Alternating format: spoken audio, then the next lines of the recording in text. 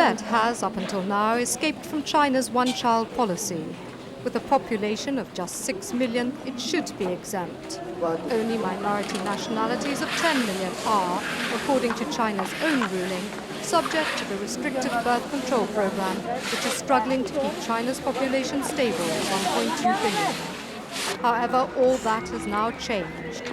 Tibetan women no longer have the right to choose when and how many children they want.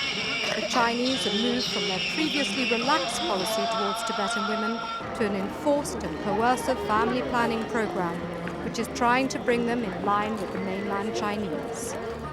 This means women must be aged between 25 and 35 and married in order to have a child. They must have a permit. They have to wait 4 years before having a second child. Women who become pregnant outside these rules must have an abortion or be sterilized, or face severe fines and punishments. Those Tibetans working for the Chinese are, since 1991, expected to have just one child and then to be sterilized. Others in the towns are allowed up to 2 children. And the villages, where the family planning controls began as long ago as 1986, families who traditionally have 6 or 8 children are being forced to have only 3. In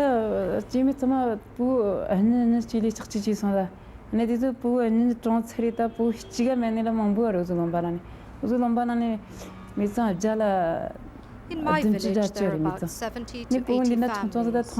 Everyone is very sad about what's happening. If a woman has 2 children and then she's sterilized after those 2 children, both die, she can't have any more. So we're very sad. We don't see as many children and babies around as we used to.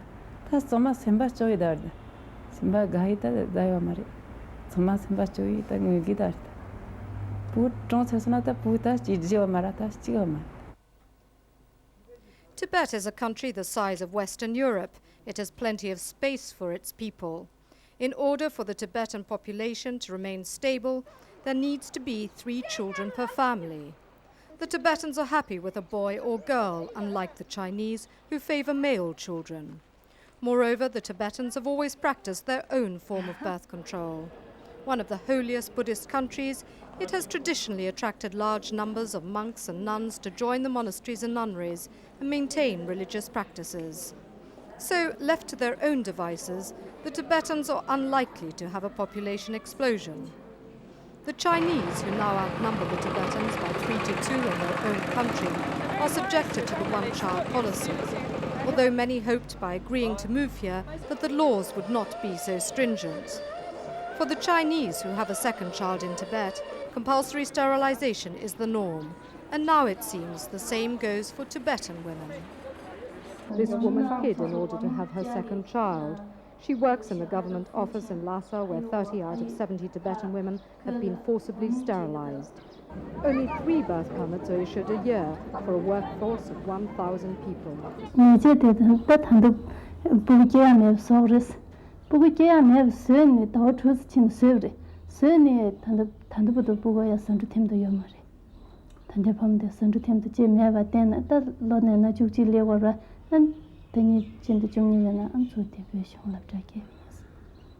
For young couples, the restrictions on having a baby are beginning to tell. Many give up and have an abortion instead. 现在在拉萨的话，结婚生小孩的年轻人都比较年龄都比较一般在25、6岁，年龄都挺大的，因为他们都想要个小孩吧，也没有那个许可证，没办法就自己也没啥钱，没啥条件也不太好，那没办法，只能就自己打掉了。 There is virtually no contraceptive counseling or education in Tibet. Surgical controls are used, abortion and sterilization, as in China, instead. Women who come into hospitals like this one, which serves both the town and the surrounding rural area, to have a child, are sometimes sterilized at the same time without their consent, understanding or knowledge. Lethal injections are reputedly common practice for killing unauthorized babies in the womb.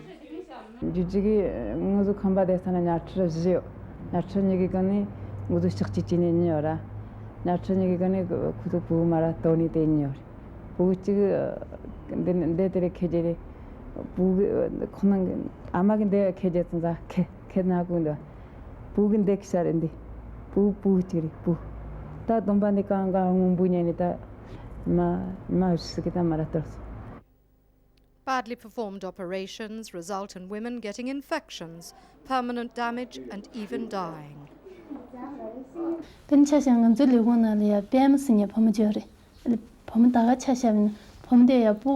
one woman in my office called Pema who became pregnant, and when the child was about 4 months old, she was told to abort it at the People's Hospital.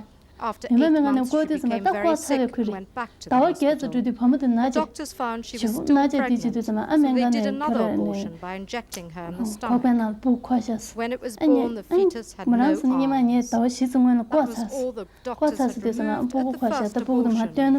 This shows the carelessness of the hospital and the negligence of doctors. The rural areas, especially the Amdo region in eastern Tibet, were the first to experience blitz family planning campaigns.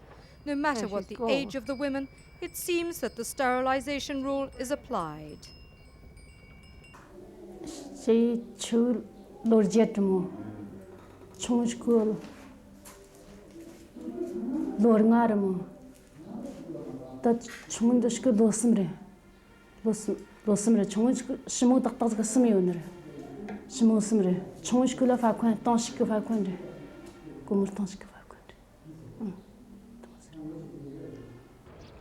Penalties for having extra children are usually in the form of fines, about £80 or $160 for each extra child. Parents can also lose their jobs, and any illegal child cannot be registered, go to school, or have food rations. The poorest people who live in the remote rural areas have always had large families. They need to because as farmers, they need children to work with them on the land. Otherwise, they cannot survive.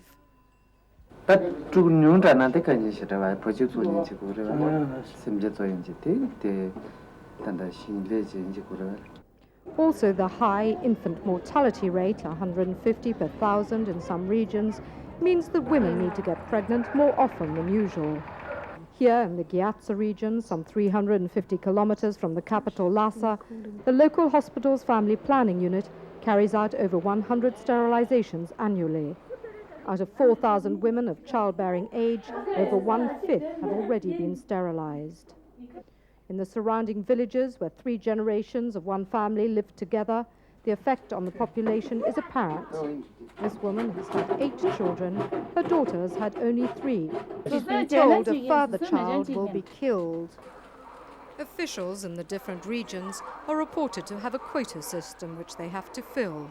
The director of one rural family planning unit explained what the latest ruling is in her area.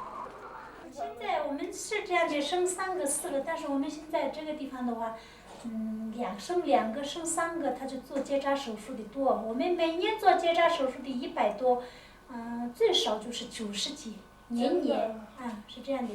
他们还是少生，好一些。 There's now a move in Tibet, as in China, from quantity to quality control of births. These are the lucky ones. Under China's new eugenics law, children like these with physical handicaps won't be born.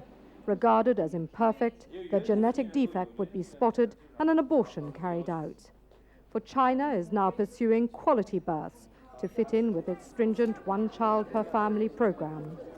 In a move comparable to Hitler's Nazi Germany, where he wanted to breed a pure-blooded Aryan race and annihilate the Jews, the Chinese are targeting the Tibetans, who they've always considered an inferior breed. The authorities stated in May 1990, without providing any evidence, that there were 10,000 mentally handicapped Tibetans, more than in any other area. Now they have the legal backing to insist that women have prenatal and premarital examinations before they're allowed to get a birth permit, which will allow them to have a baby. Any suspicion that they might pass on a mental or physical defect or disease can result in abortion or sterilization. We Tibetans, to the Chinese, are even inferior and more stupid people. That's why They want to save us by not having inferior stock. Special centres for the handicapped, like this one in Lhasa, will cease to exist if the eugenics laws are fully enforced. These girls are deaf mutes.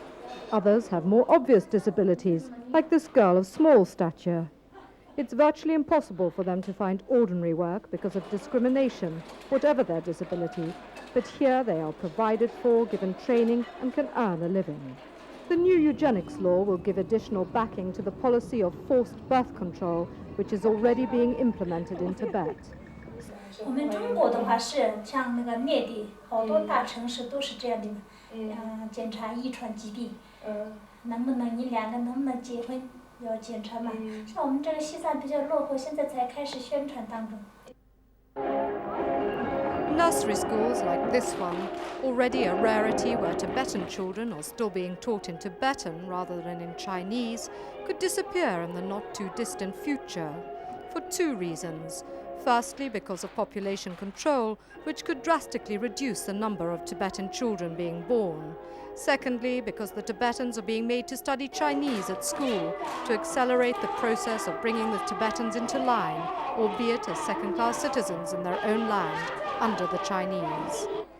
The Tibetan women who are being denied the basic human rights, their reproductive rights, agreed by most countries worldwide, are trying to get their voices heard. Yet they are unable even to show their faces for fear of reprisals.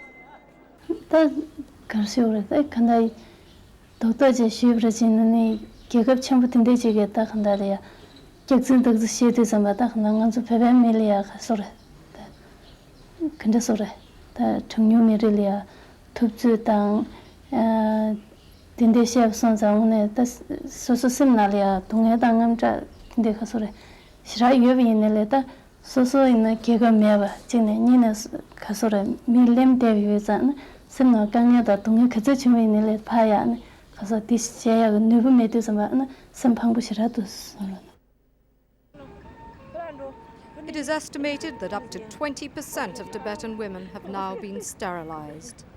The Chinese are still pouring into Tibet as part of the population transfer program. They now outnumber the Tibetans by 3 to 2. They have brought with them all the social vices which the Tibetans have never experienced. Prostitution is rife in the capital Lhasa. Tibetan women are lured by the thought of easy money to buy all the goods they see displayed and can't possibly afford. Gambling and alcoholism are accompanying the karaoke culture which the Chinese are importing. Fears of the unique Tibetan cultural heritage vanishing are being replaced by growing concerns for the future of the entire race. If the Chinese continue to enforce the restrictive family planning policy, as well as adding new laws like the one on eugenics for greater manipulation, there is every chance that the Tibetan people will soon cease to exist.